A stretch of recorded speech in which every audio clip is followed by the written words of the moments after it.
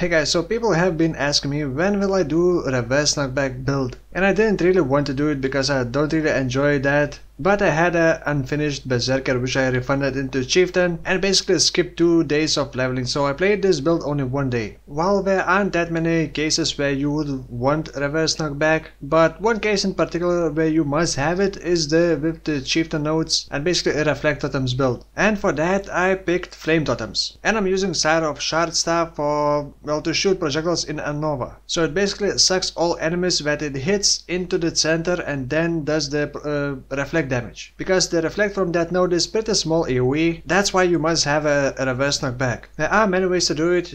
Most people use range attack totems with fast attacking buffs and using like tornado shot, but then you kind of must have a 6 link. And flame totem does work the same way basically, it just you bypass couple gems, and also it does have free projectiles. So you get you don't need to use LMP or GMP to increase the effectiveness. And of course, to get a reverse knockback you must be using Empire's Grass gloves. Now if we check that node again, you can see that totems are immune to fire damage, totems have 50% of your armor, skills used by totems have 20% chance to taunt on hit, and they reflect 15% of totem life as fire damage to nearby enemies when hit. Since this is classified as a reflect damage, you cannot increase its damage by getting like elemental damage, fire damage, or any other modifiers that would affect you. However, you can still lower enemy fire resistance. And I'm not entirely sure, but I think penetration also doesn't work because it affects you, while lowering enemy fire resistance is like a curse on enemy and not on you. So basically the only way to increase the damage of this is to lower enemy fire resistance and then trigger the proc as fast as possible. And obviously you're not gonna be using decoy totem and waiting for enemies to just hit it randomly once in a while, and the only way to guarantee totems being hit rapidly is to use Eye of Innocence amulet. Each time totems would ignite an enemy, they would get a hit. However, since they are immune to fire damage, they wouldn't even be taking any fire damage. So you want very high chance to ignite, preferably 100%, and you want a lot of cast speed. That's why flame totem works well and decoy totem doesn't. Oh, and obviously you want a lot of totem life. You can also increase totem life not just from the passive skill tree but also by gaining more levels for your totem. Well, I was using Sire of Shards which gives nothing for my damage, but you could use like +3 staff or even +5 if you are very rich, with level 21 flame totem, with level 4 empower, but just +3 staff, which is not that expensive, combined with level 3 empower and level 21 flame totem, would give you about 46% more damage than this build has, which is still not gonna be amazing, and most likely you're not gonna be destroying Shaper's Guardians at all. But if you really like this idea and like this playstyle and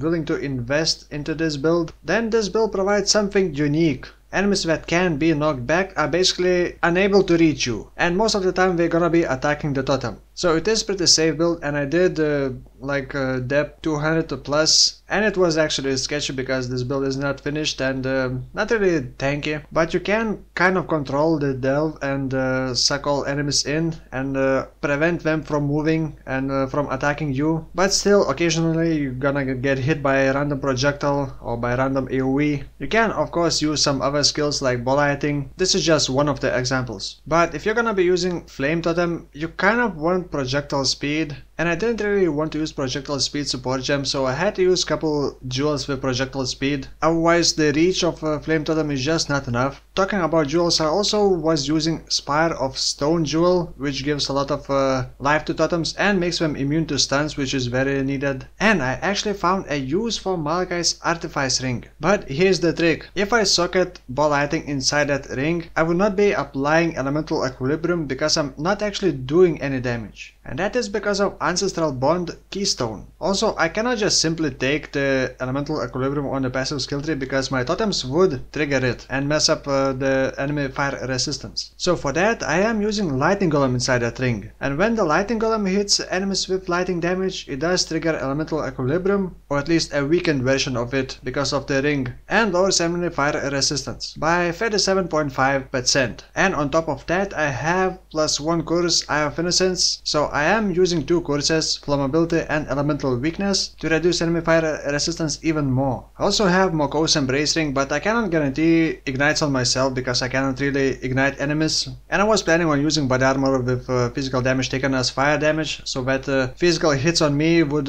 have chance to ignite me, and would give me a cast speed which would increase my damage. But since totems taunt enemies, it's not really a reliable way, so Moko's Embrace definitely could be replaced. So let's talk about links quickly. Flame totem inside Sire of Shards is linked with combustion because I need chance to ignite, knockback, faster casting, and empower. And the damage from flame totem itself is really nothing basically, so you're not gonna see the damage in path of building. Then like I mentioned, I have Lighting with course and hit from ability and elemental weakness, and since auras don't give damage, I am also blood magic. I am using Searing Bond with efficacy, minion and totem elemental resistance, elemental focus, and burning damage for extra damage, but it's really not much. I wasn't too sure if you could still use Scorching Ray yourself and debuff enemies and lower their resistance. Besides that, it does sound clunky, and I would just rather use phase run with increased duration and be invisible to enemies. Oh, and I also am using Val Lighting Trap with increased duration, cast on damage taken with Immortal Call as well, since shocked enemies do take extra damage. Same goes for cover enemies in Ash. It should also increase the damage because it debuffs the enemies. Also from the passive skill tree, I did take the knockback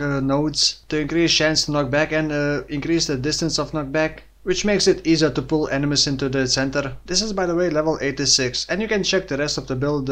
I will leave a link in the description with path of building import code. Just keep in mind, if you want to make this build into more serious endgame build, you will need a +3 staff instead Sire of Shards. You may keep it as a weapon swap, and also passive skill tree can be done in a couple different ways as always. But damage wise, it's the only way, like I said, is to get 100% chance to ignite and a lot of cast speed, and then all the totem life nodes. So damage wise, there's nothing too special that you can do in passive skill tree. And just now looking at my passive skill tree, I noticed that I have penetration nodes, which like I said, I'm not sure if they work. They probably don't, so then you could save 3 more points or travel up a bit more and get 15% chance to ignite along with burning damage and some fire damage, which would do nothing, and you would just be basically getting a chance to ignite. Anyway, that's gonna be it for this build. I already started my next build, Lightning Strike. I wanted to do something with Brain Rattle, but I'm kind of hitting Lightning Strike, so I may be using something else. We'll see. Anyway, thank you for watching and see you soon.